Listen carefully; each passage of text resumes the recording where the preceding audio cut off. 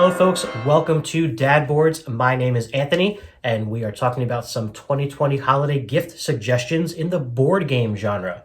We're focusing mainly on sort of upgrading your older games into some more modern games. These are all games that you probably have played so many times you can't even count. Maybe you're just tired of them. And one of them that I know is in a lot of family households is the classic trivia game, Trivial Pursuit.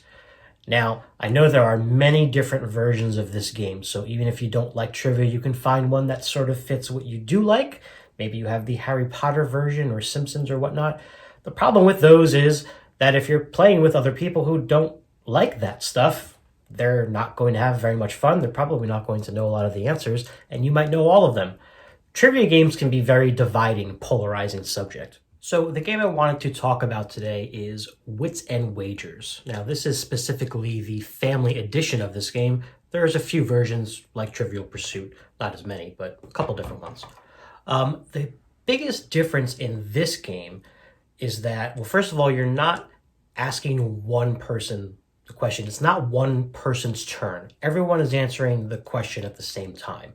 They're going to write down their answers. But every answer in this game is a number. But the questions are things that you are not expected to know. Okay, so they're way out there. They're things that nobody really knows. And if you happen to catch one that you do know, that's great. It doesn't mean you win automatically by any means.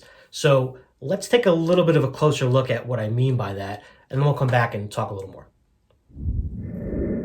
So let's check out what comes in the box here for Wits and Wagers Family Edition. First off, you're going to get a bunch of these dry erase boards. Each player will get one in their chosen color.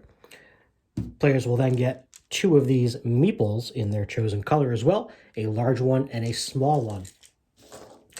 Here's your scoreboard here, also dry erase, and everyone will get a dry erase marker. Also comes with a whole boatload of questions that have two questions on each side. So it's going to take you a long time to run through this deck. So here's how you play Wits and Wagers.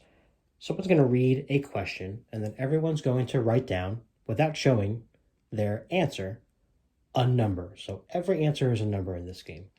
Let's take a look at one of the questions here. How many years old is the oldest known living tree? And so you might be saying to yourself, well, how am I supposed to know that? Odds are no one is going to know the exact answer who you're playing this game with. But this game is all about getting as close as you can without going over. So think of Price is Right rules. Can't go over the number, but got to get closest. So everyone would write down their answer to that question. How many years old is the oldest living tree? And when everyone's done, they're going to reveal their answers. And then what you do is you set up the answers in order. And by the way, you always have this number 1 here as the bottom because you can always guess an answer that's lower than whatever the rest of them are. So let's see what everybody guessed. We've got blue here, 14,300. Purple said 7,000. Green said 5,600. Yellow said 10,000. And pink said 10,000. So we would set up in order here, lowest on the bottom. So we would do that and that. And if any numbers are ever the same, they simply go next to each other like that. So once those answers are revealed, everyone's going to take their meeples and they're going to basically bet on who they think is closest to the right answer without going over.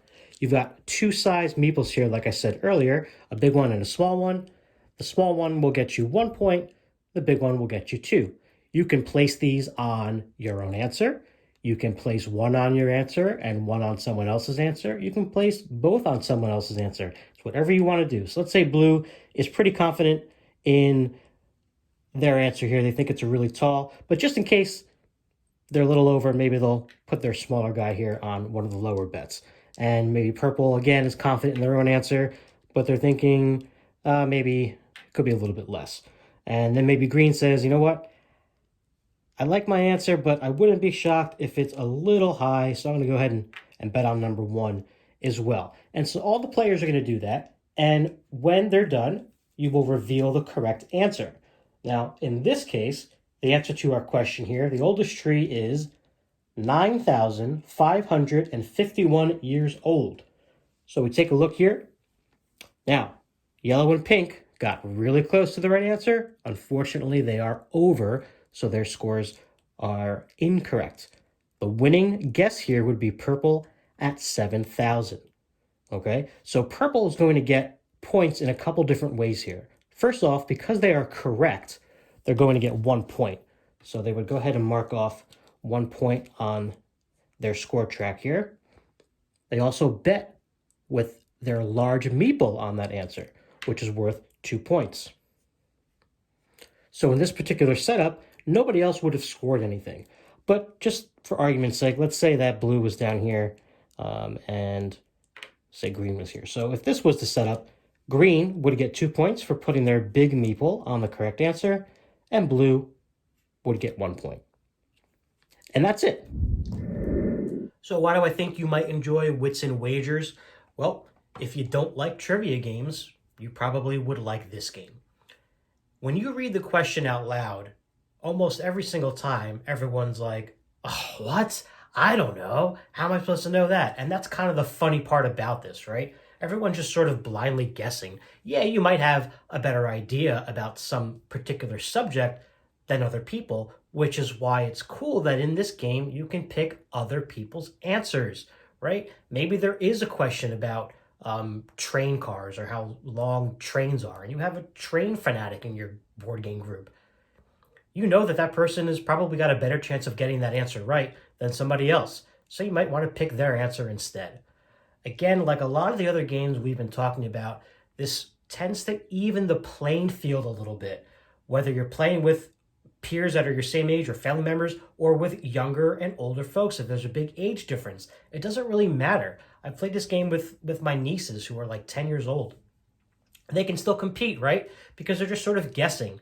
If they understand what the concept of guessing a number is, then they can play this game. And that's just really fun. Again, it's light. You could still play this as teams if you really wanted to. Like if you had a lot of people, you could do that as well. And it really doesn't take much time. It's a lot quicker than Trivial Pursuit, I'll tell you that much. That's pretty much it for this one, folks. I hope you're enjoying these so far. If you are, a thumbs up below might be very helpful, and maybe even a subscription to see more content from us here at Dad Boards. Thanks so much for watching. Happy holidays. Happy gaming.